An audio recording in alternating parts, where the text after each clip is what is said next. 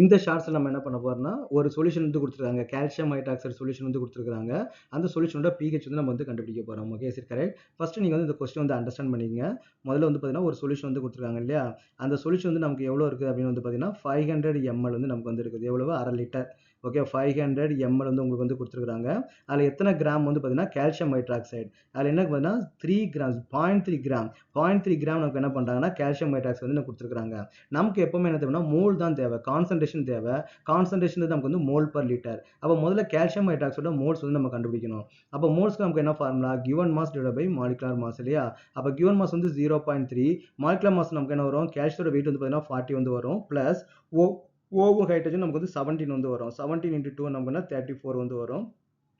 அப்போ ஓவராலாக வந்து பார்த்தீங்கன்னா 74 வந்து நமக்கு வந்து வருது. அப்போ வந்து 0.3 divided by 74 which is equal to நமக்கு என்ன வருதுன்னா 4.05 into 10 to the power of -3 வந்து நமக்கு வந்து வருது. இது கரெக்ட். மோல்ஸ் வந்து நமக்கு வந்து கிடைக்குது. இந்த மோல்ஸ் நமக்கு எவ்வளவு இருக்குன்னு பார்த்தீங்கன்னா 500 ml வந்து நமக்கு வந்து இருக்குது. அப்போ நீங்க எக்ஸாக்டா வந்து மோலாரிட்டி வந்து நீங்க கண்டுபிடிக்கணும்னு பார்த்தீங்கன்னா இது எவ்வளவு இருக்குது? மோல்ஸ் வந்து 4.05 into 10 to the power of -3 வந்து இருக்குது, டிவைட் பை எவ்வளோல இருக்குது? 500 ml வந்து இருக்குது.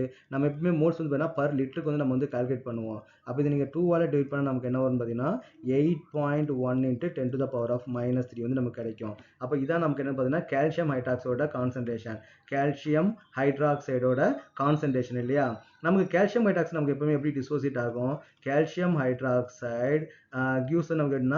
Ca2+ ஆகும், பிளஸ் வந்து பார்த்தீங்கன்னா 2OH- நமக்கு வந்து டிசோசியேட் ஆகும். சரி கரெக்ட். OH- டிசோசியேட் ஆகும். அப்போ இது 8.1 into 10 to the power of -3 mole இருந்துச்சு அப்படின்னா அப்போ OH நமக்கு எவ்வளோ இருக்கும்? 2 into 10 to the power of -3 வந்து இருக்கும். 2 into 8.1. அப்போ OH ஓட கான்சன்ட்ரேஷன் நமக்கு எவ்வளோ இருக்கும்? 2 டைம்ஸ் அதிகமாக இருக்கும் இல்லையா.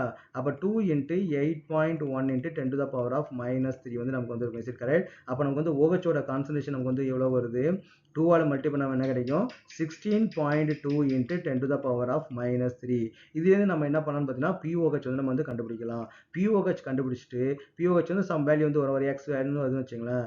அப்போ pH வந்து நமக்கு என்ன வரும்? அப்போ pH which is equal to 14 - pOH போட்டால் உங்களுக்கு என்ன வந்து பார்த்தீங்கன்னா உங்களுக்கு வந்து pH ஓட வேல்யூ வந்து நமக்கு வந்து கிடைச்சிடும்.